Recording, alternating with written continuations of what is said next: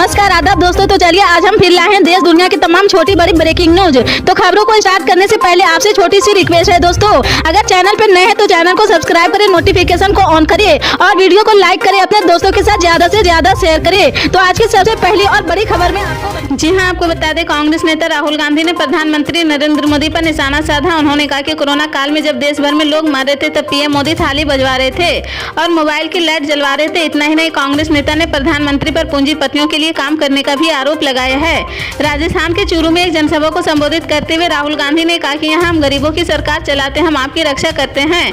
वहीं नरेंद्र मोदी ने जीएसटी लागू की है और पहली बार देश के किसानों को टैक्स देना पड़ रहा। उन्होंने नोटबंदी की है और सभी छोटे व्यापारियों को खत्म कर दिया है। कांग्रेस सांसद ने आगे कहा कि आज पीएम मोदी की गारंटी पर लोग हंसते हैं।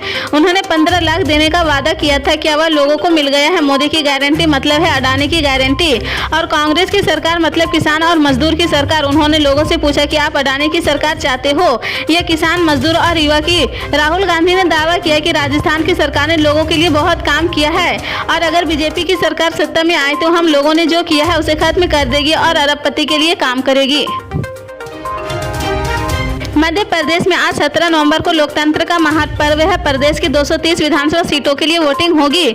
चुनाव अभियान में ज्यादा से ज्यादा सहभागिता हो, इसके लिए प्रशासन की तरफ से पूरे प्रयास किए जा रहे। तो वहीं भोपाल के युवाओं ने भी वोट क्लब पर 400 फीट लंबी आकर्षक रंगोली बनाकर मतदाताओं से मतदान की अपील की है।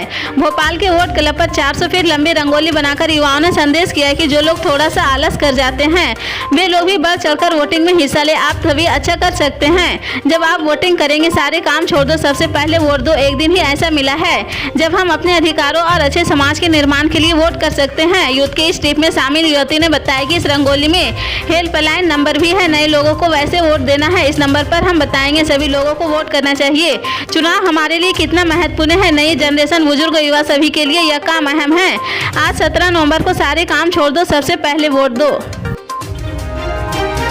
उत्तराखंड के उत्तरकाशी में निर्माणाधीन टनल में 5 दिन से 40 मजदूर फंसे हुए हैं। यह टनल 12 नवंबर की सुबह अचानक धंस गई थी। अंदर फंसे मजदूरों को निकालने के लिए गुरुवार सुबह नए सिरे से अमेरिका ऑगर मशीन को इंस्टॉल कर रेस्क्यू का काम शुरू किया है। इस मशीन को बुधवार देर शाम भारतीय वायुसेना के हरक्यूलिस विमान से दिल्ली में उत्तरकाशी लाया गया था। मजदूरों को रेस्क्यू के लिए नॉर्वे और थाईलैंड की रेस्क्यू टीमों ने भी सलाह दी जा रही थी। इसी बीच केंद्रीय मंत्री वीके सिंह ने गुरुवार को टनल के अंदर जायजा लेने पहुंचे हैं। उन्होंने बताया कि मजदूरों के रेस्क्यू में 2 से 3 दिन और लग सकते हैं।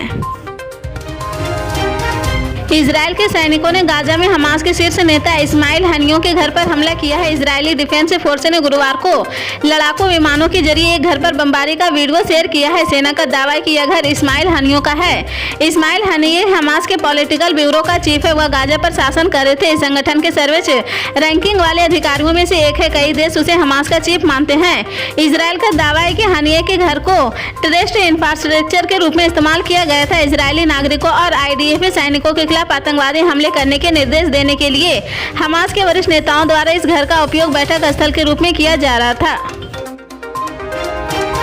बिहार में सीएम नीतीश कुमार की सरकार ने त्योहारों पर निकालने वाले जुलूसों को लेकर बड़ा फैसला लिया है। इस फैसले के तहत बिहार में जुलूस के दौरान तलवार, लाठी, बंदूक और अन्य हथियार के प्रदर्शन पर रोक लगा दी गई है। बिहार सरकार के विशेष सचिव के सुहिता अनुपम की ओर से ये जिलों की जिलाधिकारी और पुलिस अधीक्षकों को इस संदर्भ में चिट्ठी लिखी गई है।